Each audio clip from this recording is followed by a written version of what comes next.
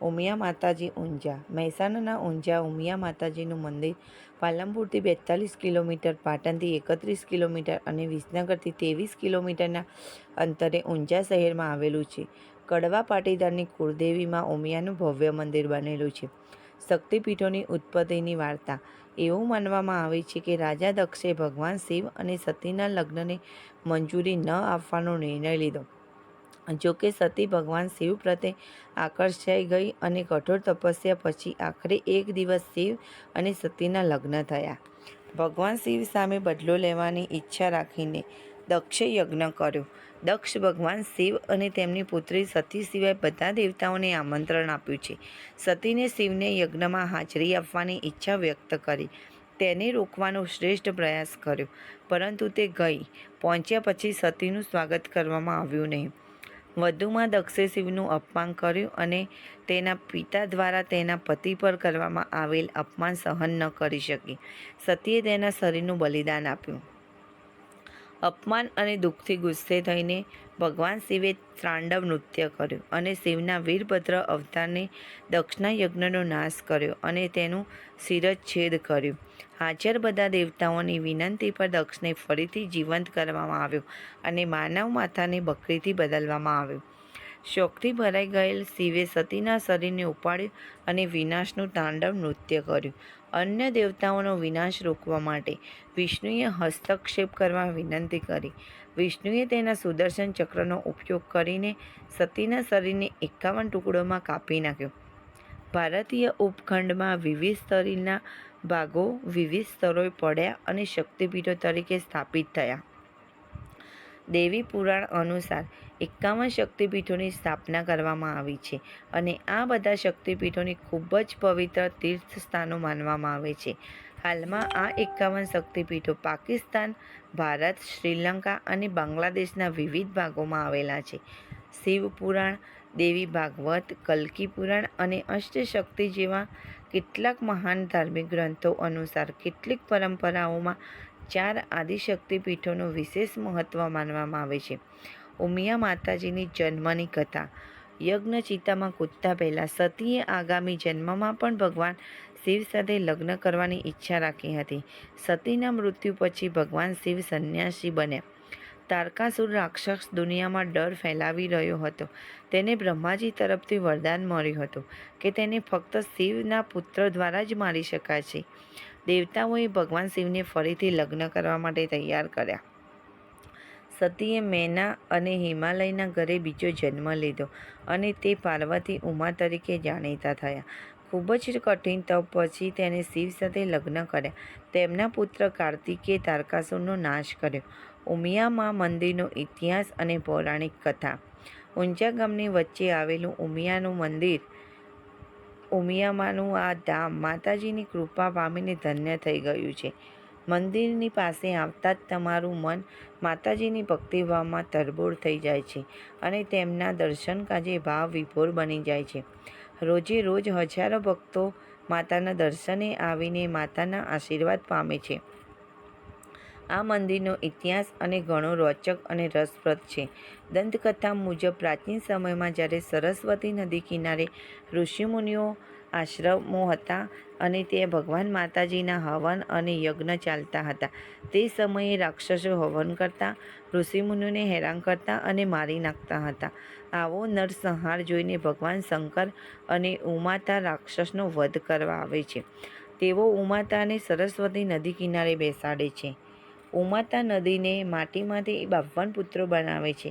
આ 52 પુત્રોમાં ભગવાન શંકર પ્રાણ પૂર્યા, જેથી 52 દીકરા બન્યા અને આ દીકરા જ કડવા પાટીદારોની પર શાખા થઈ અને આમ આ ઉમિયા કડવા પાટીદારોના કુળદેવી બન્યા અને ત્યાં જ સરસ્વતીના સ્થળે ભગવાન શંકરે મા ઉમિયાનું જીવંત સ્થાનક બનાવ્યું અને માતાજીને સાક્ષાત રૂપે બેસાડ્યા. ત્યારથી આ સ્થળ ઉમાધામ તરીકે ઓળખાયું અને આમ આ ઉમિયા માતાજીની સ્થાપના ભગવાન શિવ દ્વારા થઈ હતી. જગતમાં 51 જગ્યાએ માતા અંગ સ્વરૂપે પૂજાય છે, જ્યારે ઉમિયામાં અખંડ સ્વરૂપે પૂજાય છે. આગળ જતાં ઈસવીસન 156 સંવત 212માં રાજા વજ્રપાલસિંહજીએ આ મંદિરનું નિર્માણ કરાવ્યું. ત્યારથી કડવા પાટીદાર સમુદાયના કુળદેવી ઉમિયા માતાજીનું અહીં નિત્ય પૂજન થાય છે. આ ઉપરાંત રાજા અવનીપતે 1.25 શ્રીફળના હોમ સાથે કૂવા બનાવી ઘી ભરી મોટો હવન કર્યો હતો. સંવંત 1122થી 1124માં વેગડા ગામીએ મંદિરનો જીર્ણોદ્ધાર કરાવ્યો. મોલ્લોતોના મોટા મઢમાં જે શોખ છે તે જ માતાજીનું મૂળ સ્થાન છે. મન્નતક મુજબ બાદમાં અલ્લાઉદ્દીન ખિલજીના સેનાપતિ ઉલ્લુઘ ખાને મંદિરને નુકસાન પહોંચાડ્યું હતું. માતાજીની મૂર્તિ મોલ્લતોના મોટા મઢમાં કાળજીપૂર્વક સચવાયેલી છે. ઉમિયા માતાજીનું મંદિર અને ગર્ભગૃહ સંવંત 1943 અથવા ઈસવીસન હાલમાં જે મંદિર છે તે પ્રારંભમાં 1887માં શ્રી રામચંદ્ર માનસુખલાલે ત્યારબાદ બહાદુર બેચરદાસ લશ્કરીએ બાંધ્યું, જેમાં ગાયકવાડ સરકાર અને પાટડી દરબારે ફાળો આપ્યો હતો. હાલના મંદિરનું વાસ્તુપૂજન 6 ફેબ્રુઆરી 1887ના રોજ યોજાયું હતું, જેમાં ગાયકવાડ સરકારના પ્રતિનિધિને હાજર રહીને માતાજીનો કિંમતી પોશાક ભેટ આપ્યો હતો. ઊંઝાના આ મંદિરમાં સોપાન ચડતા પહેલા મહેરાણના રિદ્ધિ સિદ્ધિ સાથે બિરાજેલા ગણેશજીનું મંદિર આવેલું છે. જમણી બાજુ બટુક ભૈરવનું મંદિર છે. મંદિરના મુખ્ય પ્રવેશદ્વારે ચાંદીની મઢેલા નંદી બિરાજમાન છે. અહીંથી નજર કરતા માતા ઉમિયાની મમતાભરી મૂર્તિના દર્શન થાય છે. આ સુંદર પ્રાચીન મૂર્તિમાં તપને શક્તિ સ્વરૂપમાં દર્શન થાય છે. સુંદર કમળ નયનવાળા માતાજીની આ મૂર્તિને 6 ભુજાઓ છે. ભુજાઓમાં માએ ત્રિશૂળ, ખડક, ઢાલ, બાણ વગેરે જેવા શસ્ત્રો ધારણ કરેલા છે. દરરોજના આ ઉમિયાની સવારી જુદા જુદા વાહનો રહે છે. માં ઉમિયા સોમવારે નંદી પર સવારી કરે છે, મંગળવારે સરસ્વતી રૂપે મયુર પર સવારી, બુધવારે ચંડી રૂપે સિંહ પર સવારી, ગુરુવારે લક્ષ્મી રૂપે ગજરાજ પર સવારી, શુક્રવારે બહુચરાજી રૂપે કુકડા પર સવારી અને શનિવારે વૈભવ લક્ષ્મી સ્વરૂપે વેરાવત હાથીની સવારી અને રવિવારે અંબિકા રૂપે માતાજી વાઘની સવારી કરે છે. મંદિરના ગર્ભગૃહમાં ડાબી બાજુએ ગણેશજી બિરાજમાન છે અને જમણી બાજુએ કાળભૈરવ રક્ષાકાજે ઉપસ્થિત છે. ગર્ભગૃહની જાળી અને કમાર ચાંદીથી મઢેલા છે. મંદિરના ઘુમ્મટમાં સુંદર શિલ્પકારી કામ કરેલું છે. માતાજીનું સિંહાસન ચાંદીથી મઢેલું છે. ઉપરની બાજુ સોનાનો વરખ ચડાવેલ છે. ઉમિયામાં મંદિર પરિસર અને ઉત્સવો. મુખ્ય મંદિરમાં પ્રવેશવા પૂર્વ, દક્ષિણ અને ઉત્તર બાજુ 3 દરવાજા આવેલા છે અને ત્રણેય દરવાજા ચાંદીથી મઢેલા છે. શ્રી ઉમિયા માતાના પ્રાંગણમાં આવેલું આધુનિક માનસરોવર ખૂબ જ સુંદર અને શાંત જગ્યા છે, જેનું નિર્માણ ઈસવીસન 1895માં થયું હતું. માનસરોવરની મધ્યમાં નવગૃહોની સુંદર શિલ્પકામ કરી મૂર્તિઓ બિરાજેલી છે. આ મૂર્તિઓ પર ફુવારા માટે માનસરોવરના શીતળ જળથી અભિષેક થતો રહે છે. માતાજીના પવિત્ર સ્થળે વિવિધ ઉત્સવો ખૂબ જ હર્ષ ઉલ્લાસથી ઉજવવામાં આવે છે, જેમ કે બેસતું વરસ, માગશર સુદ આઠમી, અન્નકૂટ ઉત્સવ, વસંત પંચમીએ, નવરાત્રિમાં મંદિરના ચાચા ચોકમાં 9 દિવસ ગરબા યોજાય છે. વૈશાખી પૂર્ણિમાના દિવસે માતાજીનો પ્રાગટ્ય દિવસ છે, એટલે મા દિવસનું મહત્વ ખૂબ જ વધારે છે. આ દિવસે મંદિરમાં હવન થાય છે અને પછી ચાંદીના રથ પર સવાર માતાજીની શોભાયાત્રા નીકળે છે.